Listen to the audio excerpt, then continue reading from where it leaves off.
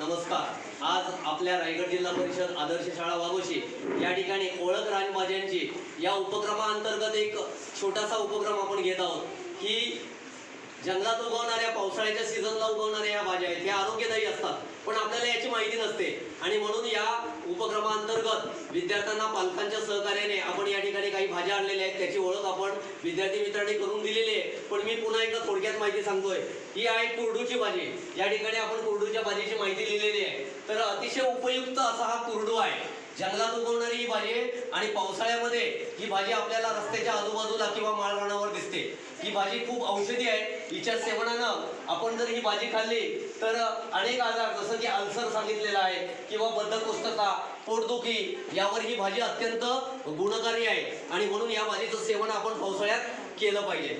दुसरी भाजी या ठिकाणी पाहतोय विद्यार्थी मित्रांनो, ही आहे आळूची भाजी।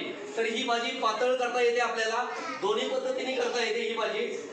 यामध्ये वडीचा आळू सुद्धा एक असतो की याच्या पानांची बघा, हा पांढरा आळू आहे, याच्या पानांची आपण काय करू शकतो, वड्या सुद्धा करू शकतो आणि याच्या देठ जी आहेत याच्यापासून देठ आणि पान यांच्यापासून आपण पातळ भाजी करू शकतो। तर दोन्ही पद्धतीने ही भाजी करता येते आणि ही भाजी सुद्धा खूप औषधी गुणधर्माने युक्त आहे आणि आपण नुसतं चिकन खातो किंवा मांसाहार खातो, तर मांसाहाराऐवजी ह्या भाज्या खाणं खूप उपयोगी आहे, हे लक्षात ठेवा। ही तिसरी भाजी आहे। या ठिकाणी तिसऱ्या भाजीचं नाव मुलांनी मगाशी सांगितलेलं आहे बघा, याला म्हणतात टाकळा किंवा स्थानिक भाषेमध्ये काही ठिकाणी तरोटा असं सुद्धा म्हटलं जातं। तर ही सुद्धा पावसाळ्यामध्ये आपल्याला जंगलात माळरानावर दिसते। हिची सुद्धा बारीक भाजी आपण कापून भाजी केली आणि ती भाजी सुंदर रीतीने कांदा लसूण याच्यावर फोडणी करून आपण ही भाजी करून खाऊ शकतो। हिच्या सेवनानं सुद्धा अनेक आजार आपले जे आहेत ते दूर होतात, म्हणून ही अत्यंत गुणकारी अशी भाजी आहे।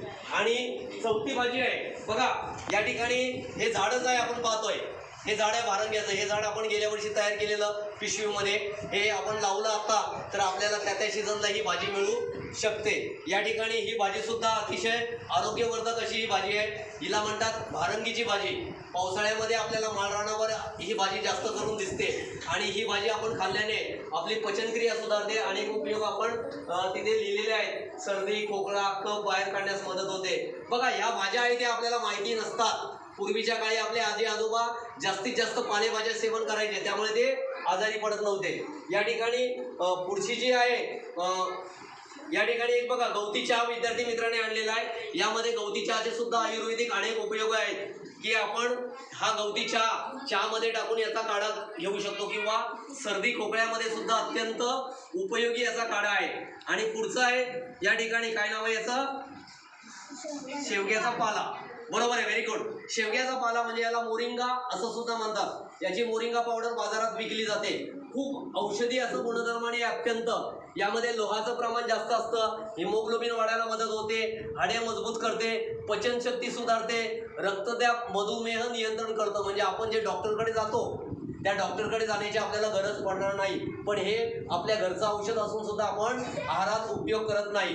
आणि या ठिकाणी अनुश्रीने बघा एकत्र भाज्या ठेवल्या आहेत तिने, टाकळा आहे, कढीपत्ता आहे, हे सुद्धा खूप औषधी आहे। करी लिव्ज असं म्हटलं जातं, आपण ही फोडणीसाठी वापरतो। अत्यंत याची चटणी सुद्धा करता येते छान। आणि हे काय आहे अनुश्री, भारंगी। तिथे त्या टेबलावर आपण पाहिलं तिने स्वतंत्र ठेवलं, हे सुद्धा भारंगी आहे। तर अशा पद्धतीनं या सगळ्या भाज्या आपण खायच्या आहेत पावसाळ्याच्या सीझन। तुम्ही सगळ्या विद्यार्थी मित्रांनो नमस्कार करून सांगतो, आवर्जून सांगतो की ह्या भाज्या खा आणि तुमचं आरोग्य चांगलं राहील। कुरकुरे खाऊ नका, लेस खाऊ नका, त्याऐवजी ह्या भाज्या खा, आरोग्य सुधारेल आणि तुम्ही तंदुरुस्त व्हाल, हेल्दी व्हाल, आजारी पडणार नाही। Thank you all of you, thank you so much.